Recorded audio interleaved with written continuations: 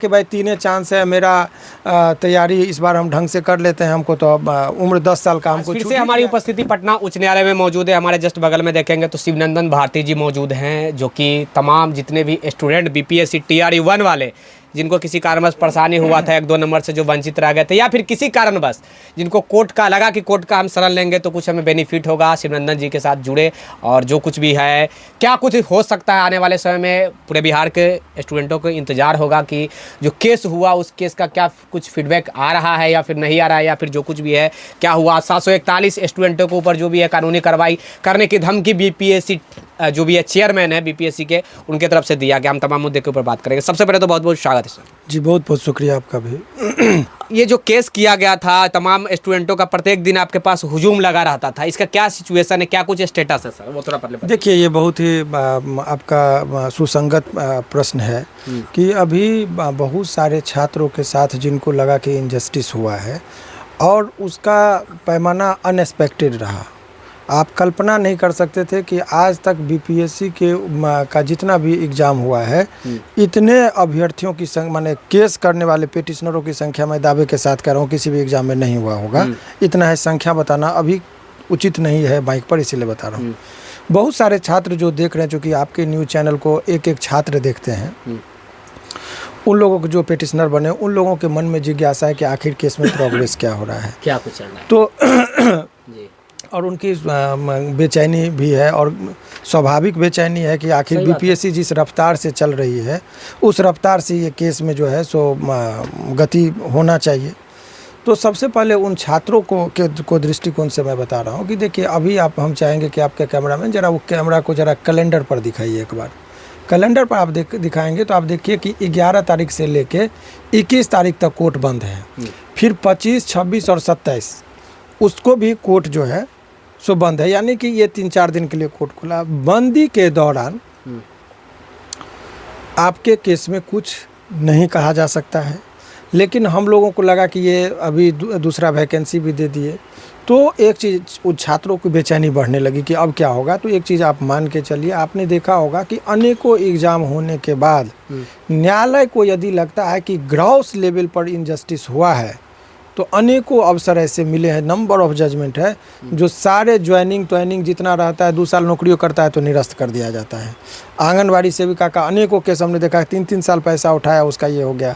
आप देखे होंगे इससे पहले नियोजित शिक्षक में 2006-7 में बने सर्टिफिकेट ऑफ वेरिफिकेशन हुआ, कितने लोगों का निरस्त हुआ जो अभी जेल जा रहे हैं, कई नंबर ऑफ केसेस। इसीलिए छात्रों के ये अपना अपना तरीका है करने का। कोर्ट अपने रफ्तार से काम करती है और आयोग अपने रफ्तार से काम कर। आयोग को लग रहा है कि जल्दी जल्दी हम ज्वाइनिंग करा देंगे तो गलत चीज़ भी सही हो जाएगा, तो वो नहीं हो सकता है। न्यायालय में एक एक चीज़ का पैमाना होता है।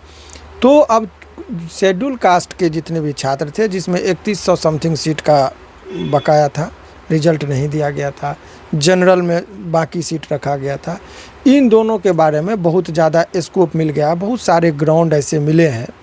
जी तो चाहता है कि कैमरा पर आपके साथ डिस्कस करके उनको अवगत भी करा दे कि क्या क्या ग्राउंड है, लेकिन इसका बेनिफिट मिल जाता है अपोजिट पार्टी को। इसीलिए केस की बात और कोर्ट की बात हम लोग कोर्ट में और पिटीशन में रखे तो ज़्यादा बातें हैं, ये नहीं तो लोग कहेंगे कि पॉलिटिकल बातें होने लगी है, इसीलिए उसको मैं रखा हूँ। और साथ में छात्रों को, मैंने बहुत सारे छात्र हैं वो जिज्ञासा बस जानना चाह रहे हैं कि सर क्या हुआ, तो उन लोगों को हमने कहा है कि आप 27 तारीख को या 26 तारीख को, संभवतः 27 तारीख को ही यहाँ पर हम अपने ऑफिस में बुलाए हैं कि आपको जो आना है तो मैन टू मैन हम मिलेंगे, भी डिस्कशन करेंगे। सुनवाई कब होगी?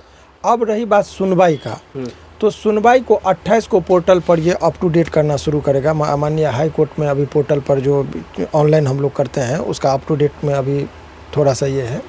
तो 28 के बाद हमको लगता है कि इस पर बहुत जल्दी हम लोग चाहेंगे कि सुनवाई हो जाए। मेंशन होता है, वैसे नंबर सिस्टम है, लेकिन अर्जेंसी दिखा के हम लोग करेंगे। तो संभवतः 10 से 15 दिन 28 के बाद मान के चलिए जो एक बार हम लोग मेंशन करेंगे। तो इस तरीके से 15 तारीख तक संभवतः है कि हम एक बार इस पर हम लोग पहल करेंगे, और तब जब उस पर क्या आदेश होता है, स्वीकार होता है या नहीं होता है, तब फिर हम ये करेंगे। सो लोगों के मन में जो यदि किसी को ये लग रहा है कि यदि ये ज्वाइन करा दिया या बीपीएससी ने जो है सो सेकंड बहाली दे दी तो पहले वाली जो गलती है वो माफ़ हो जाती है, वो नहीं होता है। यदि वो बीपीएससी की तरफ से कोई त्रुटिपूर्ण हुई है, किसी छात्र के साथ इनजस्टिस हुआ है, तो न्यायालय में यदि इस चीज़ को हम लोग साबित कर देंगे तो न्यायालय जो सुयोग्य कैंडिडेट हैं उनको होता है। और कई दफ़े देखते हैं कि चेयरमैन को भी बुलाया जाता है, बहुत सारे उनके भी पक्ष को समझा जाता है, उनके भी वकील होते हैं, और दोनों तरफ को सुनने के बाद अदालत जो है को जो लगता है कि उचित फैसला वो देती है। अनेकों अवसर पर आपने देखा होगा कि छात्रों को न्याय मिला है, बीपीएससी के खिलाफ भी न्याय मिला है यदि त्रुटि हुई है। अभी जुडिशरी का एग्जाम हुआ था। न्याय का बहुत तरीका है, जैसे कि कुछ लोग का डिमांड है कि भैया ये रद्द होना चाहिए, कुछ लोग कह रहे हैं कि हम सीट होने के बावजूद नहीं दिया गया तो हमको मौका मिलना चाहिए। तो क्या न्याय के मतलब क्या आपके नज़र में क्या होना चाहिए, क्या लग रहा है कि वो हो सकती है? देखिए, जो दो कैटेगरी के छात्र हैं, मिनिमम क्वालिफाइंग मार्क्स जो विज्ञापन में ही निर्धारित था उसको उन्होंने प्राप्त कर लिया और कट ऑफ से नीचे हैं और सीट रिक्ति है, तो ये कोई फार्मूला नहीं बन रहा है। सिंपल है कि यदि उसमें आप पढ़ेंगे 2016 का, बोलिए तो मैं वो बहुत ही महत्वपूर्ण चीज़ है, आप चला भी दीजिएगा बाद में, कि 2016 के का जो गजट है उसमें स्पष्ट तरीके से बिहार सरकार का निर्देश है कि यदि आपको सुयोग्य महिला कैंडिडेट नहीं मिले तो आप उसको पुरुष से भरिए। आपको हम दिखा रहे हैं, वो बहुत महत्वपूर्ण चीज़ है और उसको हम चाहेंगे कि आप दिखाइए कैमरा पर भी, ताकि लोगों के, और बहुत सारे 22 पॉइंट हमने बनाया है, तो उस नियम के ही विरुद्ध जाके काम हो रहा है। अनेकों ऐसा चीज़ है जिसको हम लोग न्यायालय में रखेंगे, किस तरीके से उनका इसको बनता है। तो अभी स्टॉप कर दीजिए, हम दिखा रहे हैं जो लिखा हुआ है कि जब योग्य महिला अभ्यर्थी नहीं मिलेगी तो उसी वैकेंसी में और उसी वर्ष में, ये नहीं कि आप कैरी फॉरवर्ड कीजिए, 2016 में बिहार सरकार ने गजट में ये चीज़ लाया है और बोला गया है कि पुरुष से ही उसको भर दीजिए। और यहाँ पर क्या हुआ है, सीट रिक्ति रख ली गई है, महिला में नोट अवेलेबल की का वो दिखा रहे हैं। तो ऐसे अनेकों कैटेगरी का इस तरीके से बहुत सारे पॉइंट है, मैं अभी नहीं बोला, एक छोटा सा नमूना हमने बताया कि देखिए इसने ग्रॉस लेवल पर अपने ही द्वारा रूल बनाया गया और उसी रूल का जो है सो अवहेलना हो रहा है और जिससे जो छात्र वंचित रह जा रहे हैं। एक बात, दूसरी और अहम बात, जो अभी नई वैकेंसी जो आई है उस वैकेंसी में आप देखेंगे कि दोनों, ये 26वीं का ये है, 27वीं का ये है, 3 अवसर आपने निर्धारित कर दिया कि भाई 3 चांस मिलेगा। बहुत छात्र इसलिए बोले कि 10 वर्ष का उम्र सीमा में आपने छूट दिया पिछले वैकेंसी में। बहुत छात्र ऐसे थे कि लगा कि भाई 3 चांस है, मेरा तैयारी इस बार हम ढंग से कर लेते हैं, हमको तो अब उम्र 10 साल का हमको छूट ही दिया है, और इस बार उसको उम्र को वो हटा दिए, उम्र का बैरिकेटर तो वैसे ही आउट हो गए। भाई वो अवसर मांग रहा है, हमने कई बार ध्यान आकृष्ट कराया आप लोगों के माध्यम से कि वो छात्र अवसर मांग रहे हैं। पिछले बार भी कोर्ट में केस हुआ तो उनको अपॉर्चुनिटी दी गई थी, लेकिन अवसर मांग रहे हैं छात्र, और उस छात्र को आप उम्र की सीमा के आधार पर वो फॉर्म नहीं भर रहा है। बताइए, बीएड किया, डीएलएड, सीटेट किया, उसका सीटेट का एग्ज़ाम भी एकेडमिक अभी 2019 में हुआ, 2011-12 के बाद, और उसमें भी बहुत सारे सब्जेक्ट ऐसे थे जिसका नहीं हुआ, जैसे कि म्यूजिक वगैरह का। और ऐसे छात्र को यदि अपनी बात को अवगत कराइए, प्रमाण है, ये प्रमाण ये है कि पिछले बार आपको छात्र ने ही जब अवगत कराया तो आपने 34 बार विज्ञापन निकलने के बाद ट्वीट किया है, और सारे ट्वीट का जो है सो हमारे पास संग्रह है। ये ट्वीट किया गया है, देखिए एक एक ट्वीट का, आज फिर से एक ट्वीट आया, और ये इसमें संशोधन आवश्यक नोटिसों का जो है सो 34 बार ये लाए हैं और ट्वीट भी किए हैं, यानी कि सुधार हुआ। ये अच्छी पहल थी इनकी। और इस बार छात्र आपको कह रहे हैं, छुट्टी के दौरान कैलेंडर का आपने जिक्र किया, 11 से लेकर 21 तक कोर्ट में बंद था, यानी कि आप देखेंगे 12 तारीख को दिवाली था। सब लोग जानते हैं कि छठ त्यौहार जो है सो पूरे हिंदुस्तान में, बिहार में सबसे प्रसिद्ध त्यौहार माना गया है।